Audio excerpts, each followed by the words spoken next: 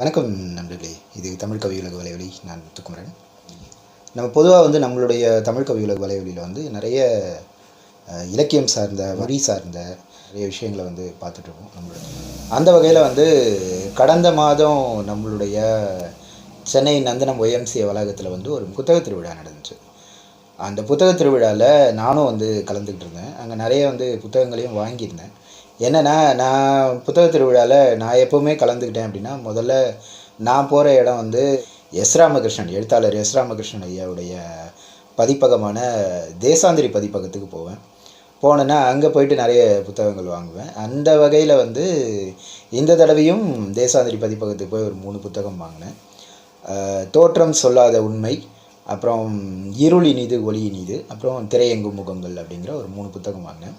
இந்த மாதிரி நான் என்னென்ன புத்தகங்கள் வாங்கியிருந்தேன் அப்படிங்கிறத நம்மளுடைய தமிழ் கவியுலக வலைவலி நண்பர்களுக்கு, உறவுகளுக்கு நிச்சயமாக தெரியப்படுத்தணும் அப்படிங்கிற மாதிரி யோசித்ததனோட விளைவு தான் இந்த காணொலி. சரி, நான் முதல்ல சொன்னேன் இல்லையா, தோற்றம் சொல்லாத உண்மை, அது வாங்கிட்டு வந்திருந்தேன் அப்படின்னு.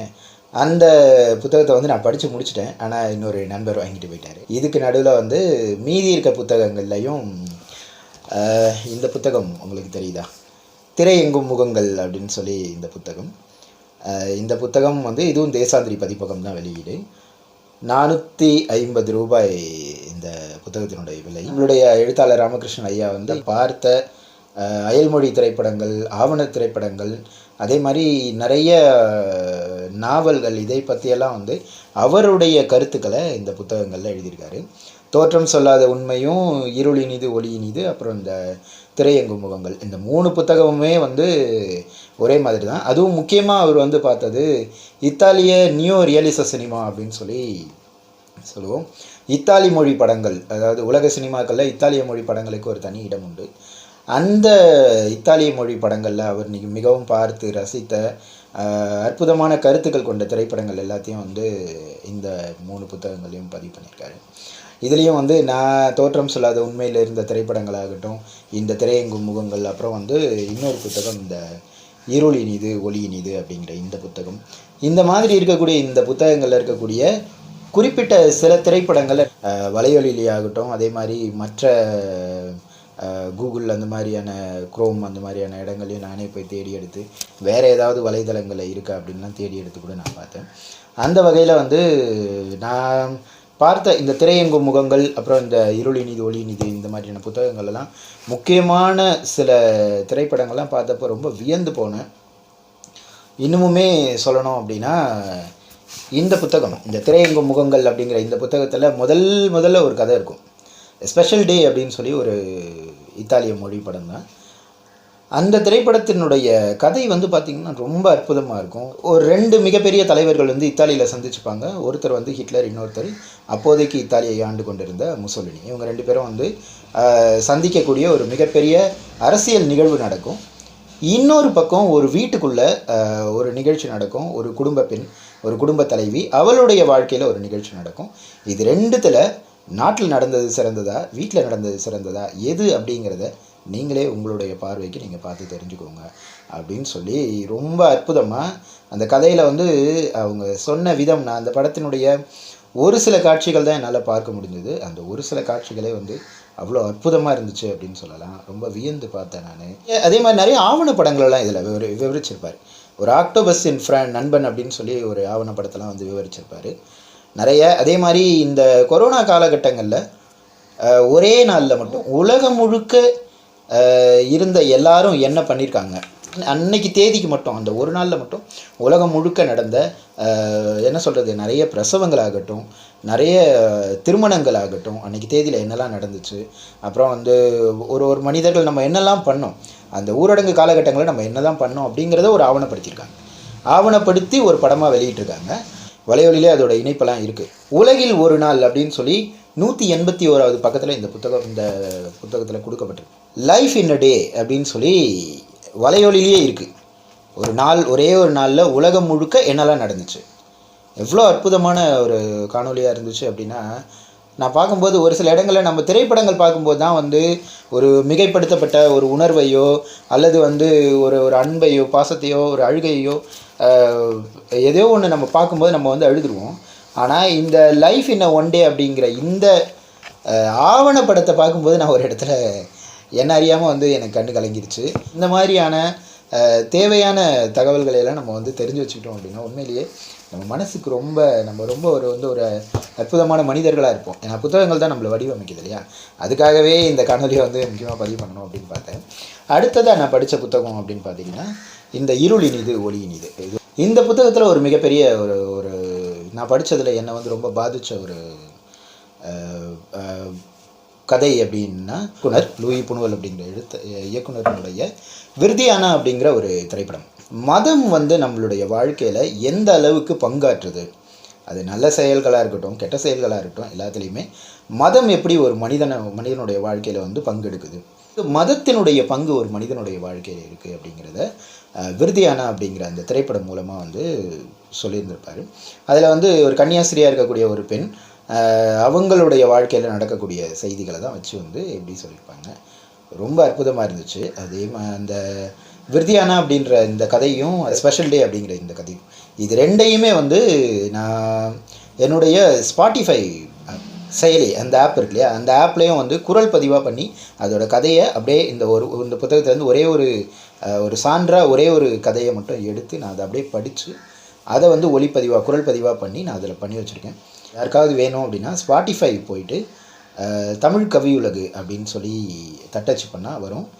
ஆங்கிலமில் தட்டச்சு பண்ணாலும் சரி, தமிழில் தட்டச்சு பண்ணாலும் சரி, ரெண்டுத்தில் எதில் பண்ணாலுமே தமிழ் கவியுலகு அப்படின்னு போட்டால் வரும். அதில் தேடி எடுத்து பாருங்கள். இல்லை ஒரு வேளை அதில் வரலை அப்படின்னா சொல்லுங்கள். அதோட இணைப்புகளை எடுத்து நான் வேணால் கருத்து பெட்டியில் முதல் கருத்தில் நான் போட்டு வைக்கிறேன். தேவைப்படுறவங்க தாராளமாக அங்கே போய் பார்க்கலாம். அடுத்ததாக வந்து மொத்தம் 3 புத்தகங்கள் சொல்லியிருந்தேன். தோற்றம் சொல்லாத உண்மை, அது என்னோடய நண்பர்கிட்ட இருக்குது. அப்புறம் இந்த இருள் இனிது ஒளி இனிது. இந்த இருள் இனிது ஒளி இனிது வந்து 180 ரூபா. இதுவும் வந்து தேசாந்திரி பதிப்பகம் தான்.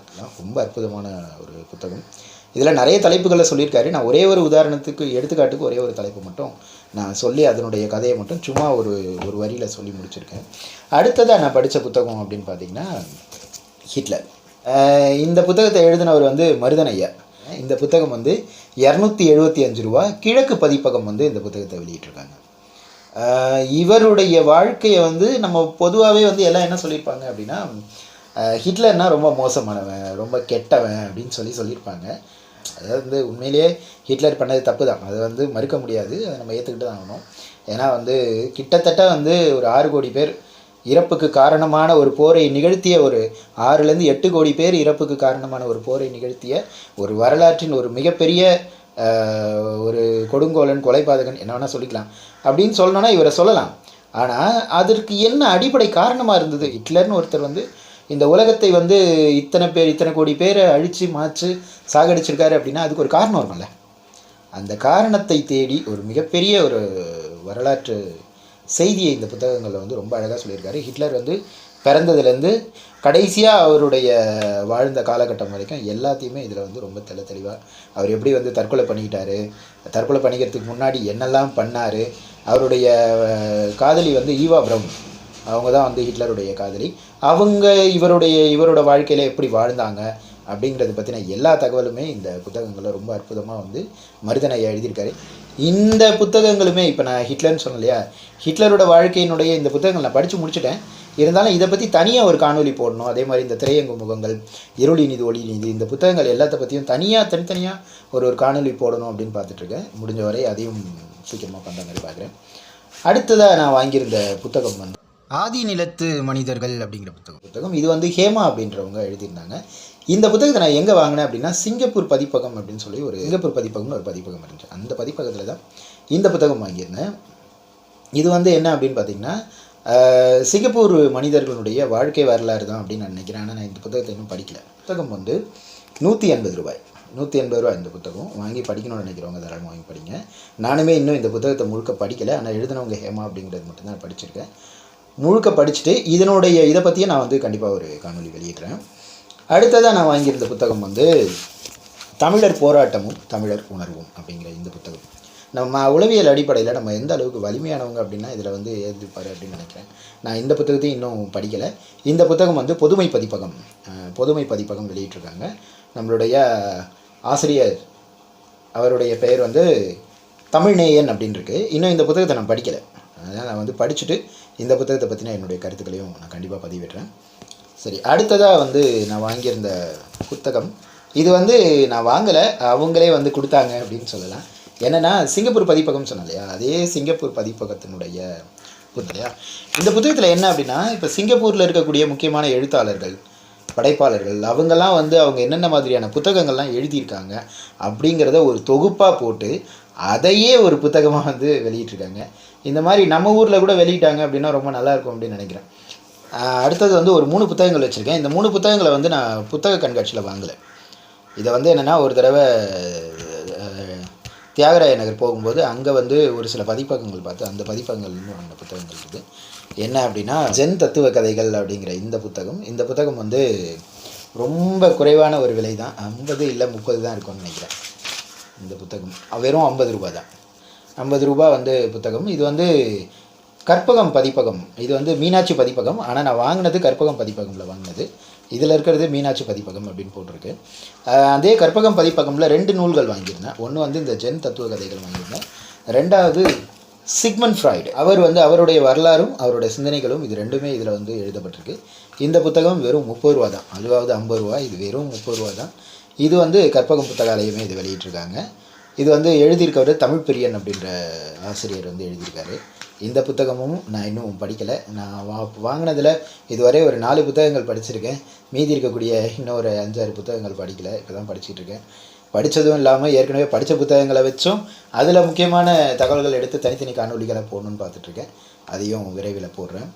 அதுக்கப்புறம் வந்து நான் இன்னொரு புத்தக கடையில் ஒரு முக்கியமான ஒரு புத்தகம் வாங்கினேன். ரொம்ப நாளாக வந்து படிக்கணும்னு பார்த்துட்டு இருந்த ஒரு புத்தகம். என்னென்னா, தமிழாற்றுப்படை. அறிஞர்கள் பல பேருடைய அவர்களுடைய வாழ்க்கையை வந்து அவர்கள் தமிழுக்கு என்ன தொண்டாற்றினார்கள் எப்படி அப்படிங்கிறத பல தமிழ் தலைவர்களுடைய வாழ்க்கையை பற்றி இதில் வந்து வைரமுத்து ஐயா அவருடைய நடைன்னு ஒன்று இருக்குல்ல, அந்த கவிஞருடைய பார்வையில் ஒவ்வொரு தமிழ் ஆளுமைகளும் தமிழ் தலைவர்களை பற்றியும் அவர்களுடைய வாழ்க்கையை பற்றி எழுதினா என்ன எப்படி இருக்கும் அப்படிங்கிறத வைரமுத்து ஐயா வந்து அடித்து பயங்கரமாக எழுதியிருக்காரு. நான் இதில் ஒரே ஒரு தலைப்பு, நம்மளுடைய மறைமலை அடிகள் என்று நம்ம எல்லாராலும் அன்போடு அழைக்கப்படுகின்ற நம்மளுடைய ஐயா அவருடைய வாழ்க்கை வரலாறை இதில் வந்து ரொம்ப அற்புதமாக நான் அன்றைக்கி படிச்சுட்டு இருந்தேன். ரொம்ப நல்லா இருந்துச்சு. அவருடைய தனித்தமிழ் இயக்கம் இருக்கு இல்லையா, தனித்தமிழ் இயக்கம்லாம் எப்படி வந்து நடந்துச்சு, என்ன மாதிரிலாம் பண்ணாங்க, அவர் தமிழுக்கு என்ன மாதிரியான தொண்டாற்றினார், அவர் வந்து தமிழில் வந்து என்ன வடமொழியில் இருக்கக்கூடிய என்னென்ன சொற்களை எல்லாம் எப்படி தமிழ் படுத்தினார் அப்படிங்கிற மாதிரியான நிறைய வரலாற்று தகவல்களை இந்த புத்தகமில் அன்றைக்கி ஒரு தடவை ஒரே ஒரு தலைப்பை மட்டும் நான் எடுத்து படித்தேன். ரொம்ப அற்புதமாக இருந்துச்சு, எனக்கு ரொம்ப பிடிச்சிருந்தது. இதை பற்றியும் நான் வந்து படிச்சுட்டு என்னுடைய கருத்து என்ன அப்படிங்கிறத இன்னொரு காணொலியில் போடுறேன். இந்த காணொலி இதோட முடியுது.